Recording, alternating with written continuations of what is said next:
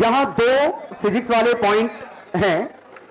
पहला पॉइंट है नैंड और एंड नॉर गेट ये आखिरकार बनाए ही क्यों गए? क्योंकि these are called universal gates. ये दरअसल ये जो दो गेट हैं इनकी मदद से हम कोई भी गेट बना सकते हैं। कैसे बनाते हैं वो तो हमारे सिलेबस में नहीं है, लेकिन हालांकि मैं बना के दिखाऊंगा कि ये दो गेट ऐसे हैं क्योंकि इनकी मदद से आप जो गेट को वो बना लोगे। जैसे बनाते हैं, पहले नॉट गेट बनाते हैं इसकी मदद से। नैंड के दोनों इनपुट एक में दे दो, सोचो बन गया ए और ए का मल्टीप्लाई का बाद। अब मैं इसकी मदद से और गेट बनाता हूं। और गेट कैसे बना रहा हूं? ये ए आया, ये बी आया। अगर मैं इसमें इनपुट ए बार और बी बार दे दूं तो आउटपुट ए बी आएगा। सॉरी, इसमें क्या ए प्लस बी आएगा। सोचो क्यों? ए बार बी बार होल बार ए प्लस बी आएगा। लेकिन ये बार करने के लिए हम अब पिछला देख चुके हैं। कुछ समझ में आया ये क्या हुआ? सोचो, यहां से ए बार जाएगा, यहां से बी बार जाएगा और यहां से ये मल्टीप्लाई करके एक बार लगा देगा जो कि ए प्लस बी बनेगा। बन गया इसकी मदद से और गेट। अब पूछा इसकी वजह से एंड गेट, ये तो महाटप्पा। एक एक्स्ट्रा हमें नॉट लगाना है, क्योंकि नॉट गेट तो हमें पता है कैसे बनाते हैं। इसका ये जो सर्कल है ये हटा दो तो मजा आ जाएगा, तो एक और नॉट लगा दो, बन गया एंड गेट। समझ गए? इसीलिए यूनिवर्सल गेट होते हैं क्योंकि इनकी मदद से कोई भी गेट बन जाता है। ठीक है, तो बस ये इसका आंसर है कि जब एंड और थे तो ये नए दो गेट की जरूरत क्यों पड़ी? क्योंकि इसकी मदद से हम नॉट और एंड, जैसे इसकी मदद से तीनों बना पा रहे हैं ऐसे इसकी मदद से भी तीनों बना लेंगे। और मेरे ख्याल से लॉजिक सिंपल है, क्योंकि इसके भी टर्मिनल कनेक्ट कर दो तो ये ए बार बना, ए प्लस ए का बार, ए प्लस ए क्या है? ए बन गया। और अगर मैं अब इसमें ये ऐसे दे दूं तो ये ए बार जाएगा, ये बी बार जाएगा, ये ए बार और बी बार को जोड़ेगा और बार कर देगा, बन गया एंड गेट। आखिरकार समझ में आ गया कि पहला तो ये यूनिवर्सल गेट है और क्यों इनको इनके बारे में पढ़ रहे थे, क्योंकि इनसे बाकी गेट बना सकते हैं। ठीक है। और दूसरा पॉइंट, दरअसल एक पास गेट और होता है जो हम पढ़ते नहीं क्योंकि मीनिंगलेस है, कुछ फर्क ही नहीं पड़ा। ये गोला गोला नहीं लगाना, ये पास गेट और इसी पे ये गोला लगा दिया। आ गया समझ? दरअसल दिक्कत क्या है कि हम इसका नाम पास गेट नहीं लेते, इसका दूसरा नाम है डायोड। दरअसल इसी को डायोड कहते हैं। और डायोड की प्रॉपर्टी बड़ी आसान सी, ध्यान दीजिएगा। ये अगर इनपुट इनपुट आउटपुट, इनपुट 1 है तो आउटपुट 1 है, इनपुट 0 है तो आउटपुट 0। ठीक है, तो बड़ा आसान सा। रियलिटी ये है कि ये थोड़ा सा, ये तो डिजिटल इलेक्ट्रॉनिक्स की बात है। Diode in analog electron, analog electronics, analog मतलब जो हम पढ़ते आ रहे हैं अभी तक, इसमें बहुत ही आसान सा डायोड का कॉन्सेप्ट है। ध्यान दीजिएगा, बस डायोड का थोड़ा सा सिंबल में एक लाइन और बना देंगे, मत भी बनाओ चलेगा, ऐसे भी छोड़ दो, ये भी डायोड है, लाइन बना दो तो भी चलेगा। ये क्या है कि ध्यान दीजिए, डायोड का अगर सही वर्किंग देखें तो इसका पूरा नाम डायोड वॉल्व है। वॉल्व क्या होता है? फुटबॉल में वॉल्व होता है जो बाहर से हवा अंदर तो जाने देता है, अंदर से हवा बाहर नहीं जा पाती। तो दरअसल इस तरह का वॉल्व है, बाहर से हवा आ रही है तो खुल गया, अंदर से हवा निकल रही थी तो बंद हो गया। ये फील आया? साइकिल में भी वॉल्व होता है, ये भी उसी तरह का वॉल्व है कि इस तरफ से करंट अलाउड है, और इस तरफ से करंट नॉट अलाउड है।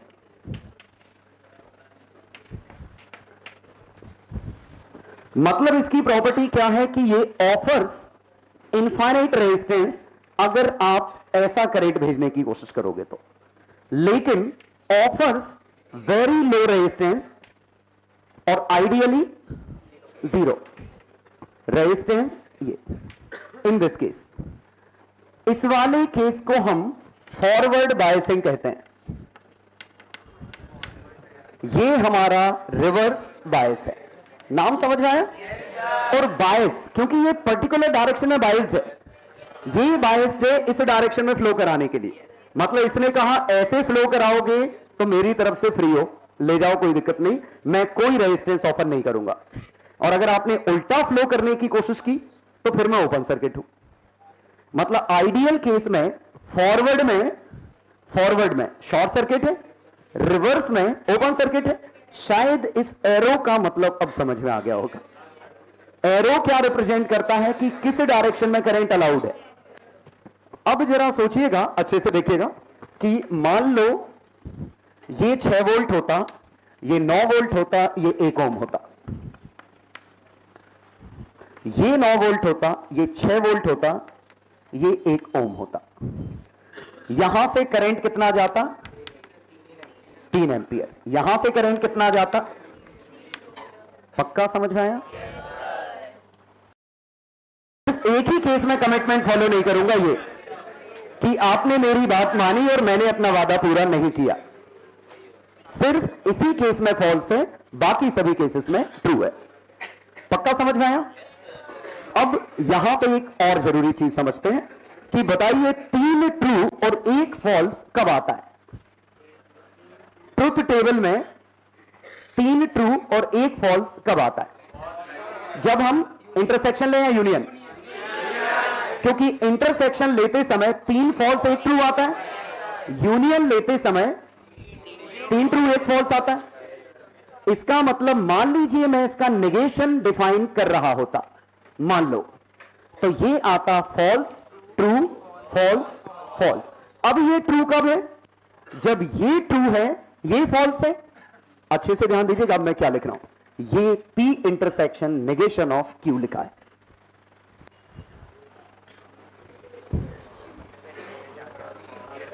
P intersection negation of Q। अब बताइए कब सच होगा, कब ट्रू होगा? जब ये भी ट्रू हो, ये भी ट्रू हो, ये ट्रू और ये फॉल्स। जब जब ये दोनों ट्रू होंगे तभी आंसर ट्रू आएगा, और दोनों ट्रू तभी होंगे जब ये ट्रू होगा ये फॉल्स होगा। और ये ट्रू फॉल्स यहां है, तो यहां पे ये ट्रू है। इसका मतलब this is logically equivalent to this one. इसकी ट्रुथ टेबल और इसकी ट्रुथ टेबल सेम है। इसका मतलब this is logically equivalent to this. कुछ समझ में आया कि ये स्टेटमेंट इसके लॉजिकली इक्विवेलेंट है। अब ये फील आता नहीं है ऐसा। जैसे मान लीजिए क्या लिखा था, if you complete my homework, वो था if you complete my homework I will then I will give you treat, ये था। अब ये statement is same as you do not complete my homework और I will give you treat. अब देखिए लग नहीं रहा है कि ये दोनों सेम है। ये देखने से लग रहा है अजीब लेने देना नहीं है एक दूसरे से, जबकि ये बात और ये बात बिल्कुल एक ही है। क्योंकि नेगेशन ऑफ P और Q, नेगेशन ऑफ P क्या है? You do not complete my homework, और Q I will give you treat. मतलब इनकी ट्रुथ टेबल और इसकी ट्रुथ टेबल सेम है, तो they are logically equivalent statement. मतलब ये कहना और ये कहना एक ही चीज है।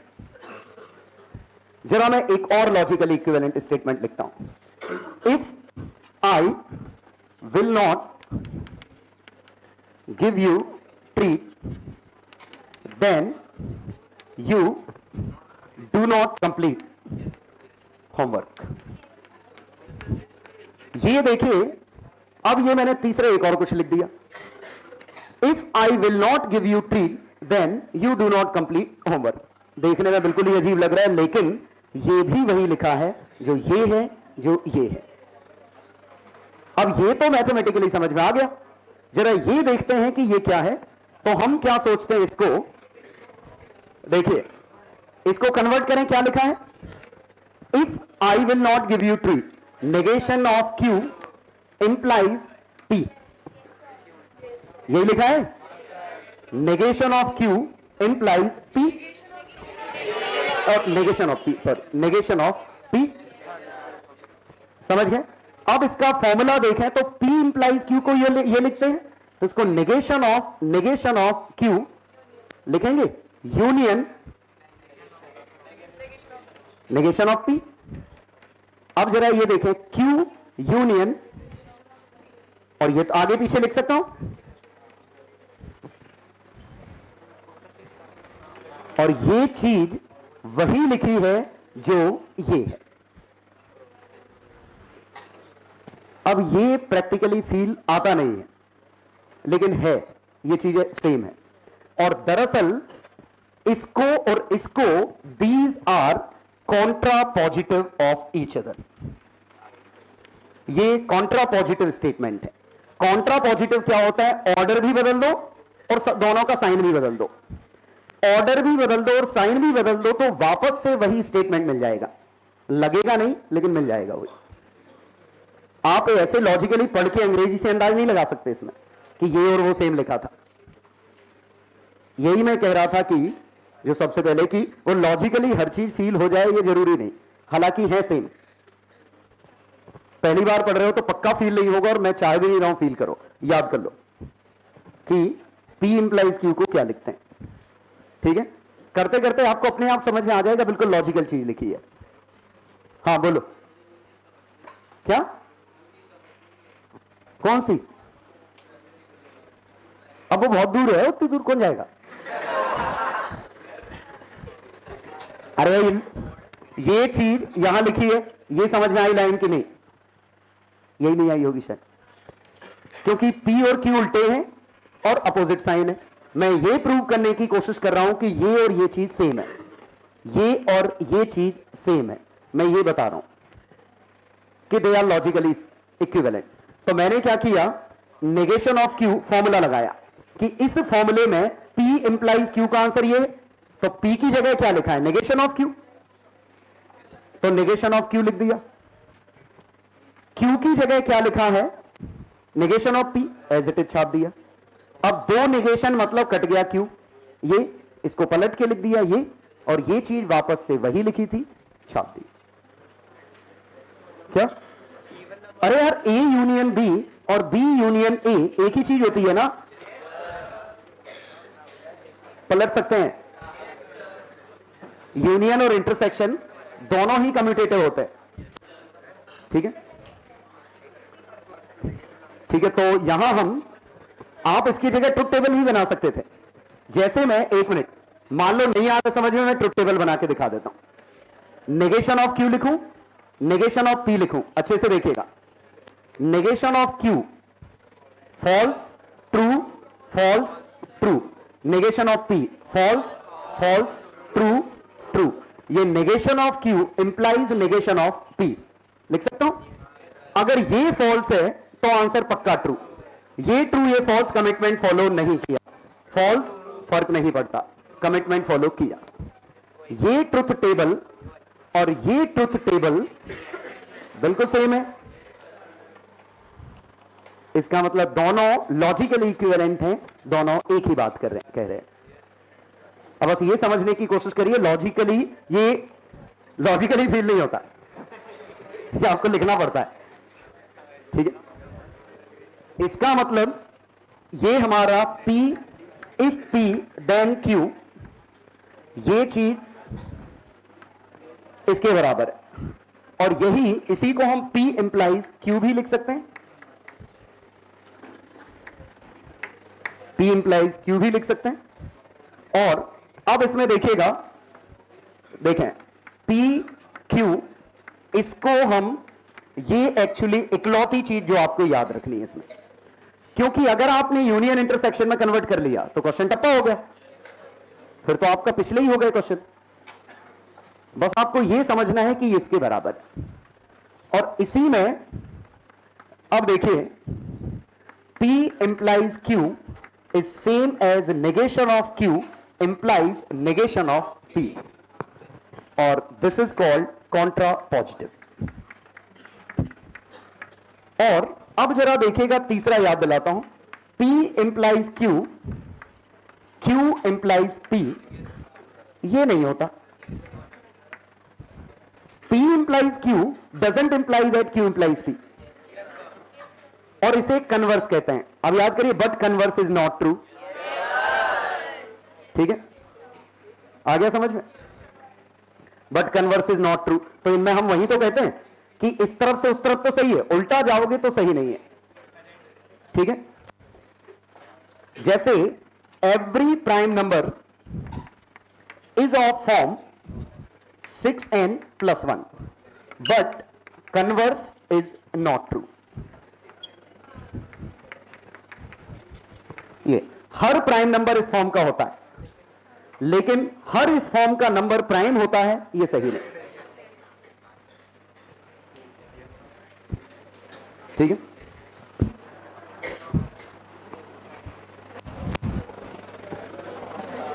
जैसे if a dot b equal to 0 then a is perpendicular to b, ये लिखा है। तो इसमें कन्वर्स ट्रू है, क्योंकि परपेंडिकुलर है तो डॉट 0 होगा, डॉट 0 है तो परपेंडिकुलर होगा फॉर नॉन जीरो वेक्टर्स। ठीक है, तो यहां कन्वर्स ट्रू है। तो कन्वर्स तो उम्मीद है कॉमन सेंस से याद रहेगा, P और Q का ऑर्डर बदलना कन्वर्स है, लेकिन ऑर्डर बदल के साइन और बदल दिया तो ये कॉन्ट्रा पॉजिटिव है। ठीक है, और कॉन्ट्रा पॉजिटिव और ये सेम चीज है, कन्वर्स और ये सेम नहीं है। सॉरी, मोर देन 6 वाले प्राइम नंबर और ऑफ फॉर्म 6n+-1। एक मिनट, ये P greater than 5, P greater than 5 के लिए हाँ होता है ऐसा। हाँ नहीं, 2 और 3 नहीं आए ना इसके अंदर। क्या? अरे यार, अंडरस्टूड है वो।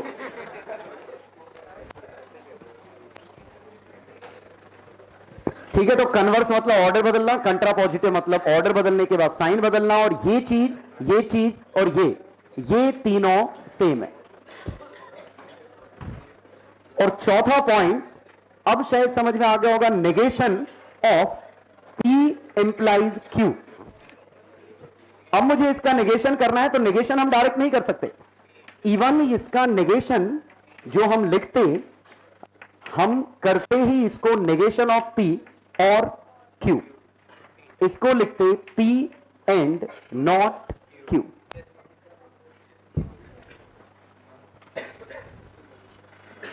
मतलब नेगेशन भी हम किस, तो देखिए इफ देन का नेगेशन इफ देन में नहीं है, इफ देन का नेगेशन एंड में है। क्यों? क्योंकि पहले हमने इसको और में लिखा, फिर उसका नेगेशन कर दिया। क्वेश्चन बड़े स्ट्रेट फॉरवर्ड से होंगे। जैसे ही क्वेश्चन है, prove that P intersection Q implies negation of P is tautology. ये प्रूव करना है या चेक करना है, जो भी कहे कि टोटोलॉजी है। टोटोलॉजी मतलब ऑलवेज ट्रू। तो हम ऐसे ही करें, P intersection Q negation of P intersection Q negation of P। कुछ समझ में ना आए तो हमेशा ये तरीका काम करेगा। True true true, true false false, false true false, false false false. Negation of P false true true, ये क्या? ये फॉल्स ट्रू ट्रू। अब देखिए, दिस इंप्लाइज दिस। अगर ये ट्रू है, ये फॉल्स है, तो ये फॉल्स। ये फॉल्स है तो गारंटी ट्रू, फॉल्स है गारंटी ट्रू, ये फॉल्स है गारंटी ट्रू। इसका मतलब ये वाला स्टेटमेंट हमारा वो क्या है, टोटोलॉजी नहीं है। चेक इफ कर देता हूं। हाँ ठीक है, तो ये स्टेटमेंट हमारा टोटोलॉजी नहीं है। हाँ, इसी को करने का दूसरा तरीका फॉर्मूला खोल के देख लो। मतलब P इंप्लाइज Q, दरअसल क्या होता है, इसका फॉर्मूला खोलना जनरली लंबा ही जाता है। ये लिखते, ठीक है, और ये और लिखा है, तो अब इसको A in B whole bar plus B bar, A B whole bar plus A bar. Sir अब इसमें ए बार कॉमन ले लूं, बी बार प्लस 1, ये कितना बना, ए बार। लेकिन ये तो गड़बड़ हो गया, क्योंकि ये हमेशा ट्रू तो नहीं हो सकता। ठीक है,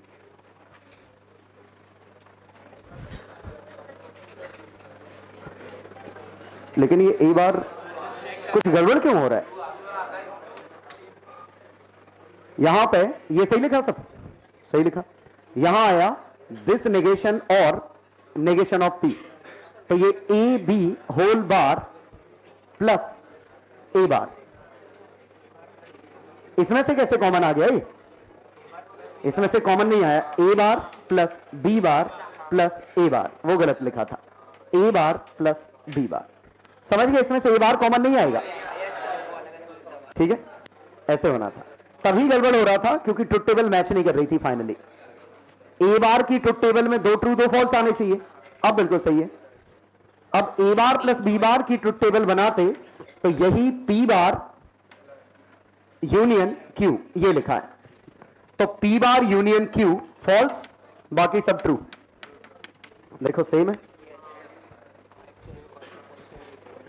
समझ गए? तो जनरली इनमें एम्प्लाई वालों में ट्रुथ टेबल बनाना सबसे अच्छा होता है। ट्रुथ टेबल बना लो, चेक कर लो। ठीक है, तो आंसर इज नो। चलो, इसी में एक और, अगर कभी ऐसा, एक मिनट, ये सिंबल आ जाए, ये बाय इंप्लीकेशन है, और ये बड़ा आसान सा P implies Q and Q implies P। Bi implication मतलब if and only if type का, if this is true then this is true, and उसका उल्टा भी। ठीक है, तो ये if and only if type की चीज है, इफ एंड ओनली इफ। अब जरा देखते हैं इसकी ट्रुथ टेबल कैसी बनती। ये अब ट्रुथ टेबल का ही खेल है पूरा। P implies Q, Q implies P, true true, true false, false true, false false. इसका क्या बनेगा?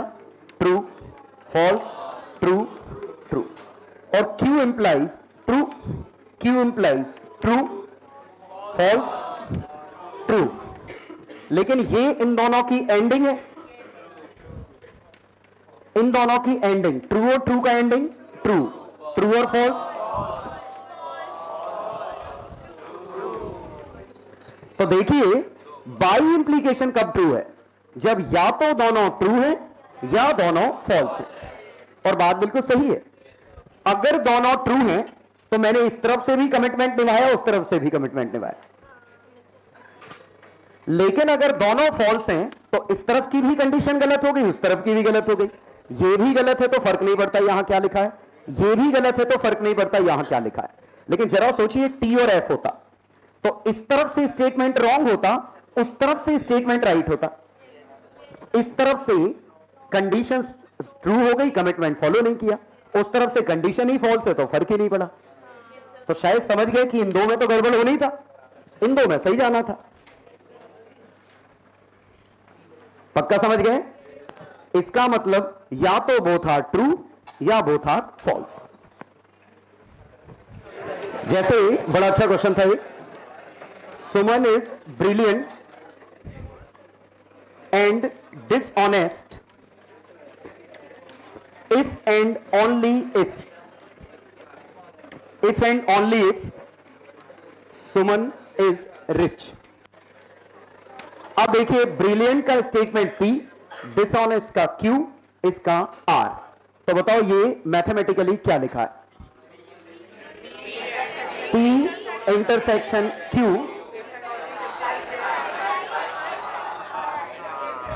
आ गया समझ में? अब इसको आपकी मर्जी क्या लिखें, इसको P इंटरसेक्शन Q, ठीक है? अब P intersection Q implies R intersection R implies P intersection Q। और अब चाहे इसको फर्दर खोल दें, P intersection Q union R। आया समझ में? और ये negation of R union P intersection Q। कुछ समझ में आ रहा है? ठीक है। और ना समझ में आए तो ट्रुथ टेबल चेक कर लो इसकी और ऑप्शंस की चेक कर लो, जो मैच कर जाए वो आंसर है। लेकिन उम्मीद है लैंग्वेज समझ में आ रही होगी। तो if and only if, if and only if, ये पूरा वर्ड ऐसा कुछ लिखा होगा तो हम इसमें ये मानेंगे, ठीक है?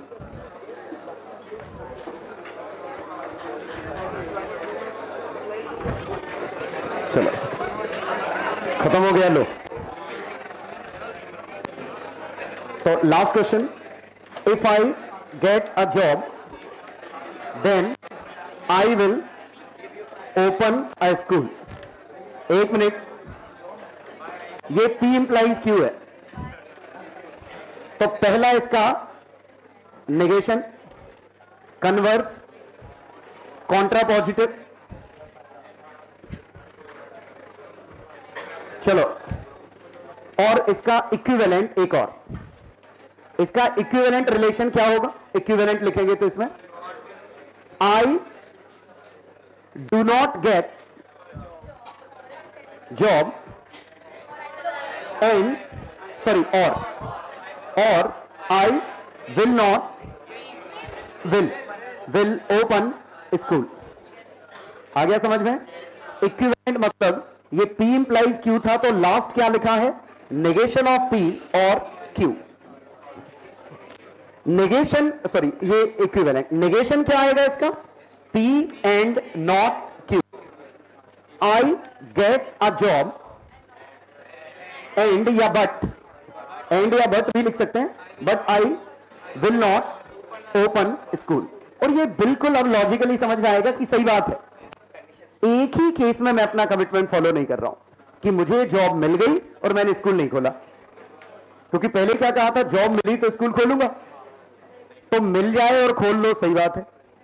नहीं मिली फिर भी खोल लो, क्या दिक्कत है? और नहीं मिली नहीं खोलो तो भी कोई दिक्कत नहीं। गड़बड़ तो एक ही जगह है कि आपको जॉब मिल गई और स्कूल नहीं खोली। इसका मतलब ये इसका उल्टा है, मतलब ये स्टेटमेंट सिर्फ तभी फॉल्स होगा जब ये ट्रू होगा। ये फील आया? जब ये घटना घट जाएगी मतलब ये ट्रू है तो ये फॉल्स है। That's why this is negation of that. अब समझ में आया कि जैसे ये लॉजिकली फील हो गया कि हाँ ये बात सही चल रही थी, दोनों एक ही स्टेटमेंट थे। कन्वर्स, कन्वर्स मतलब सिर्फ ऑर्डर बदलना। If I will open school then I get a job. अब वो ग्रामर वामर ठीक कर लेना, प्रेजेंट पास्ट वास्ट सब कर लेना। Contrapositive, if I will not open school then I will do not get job.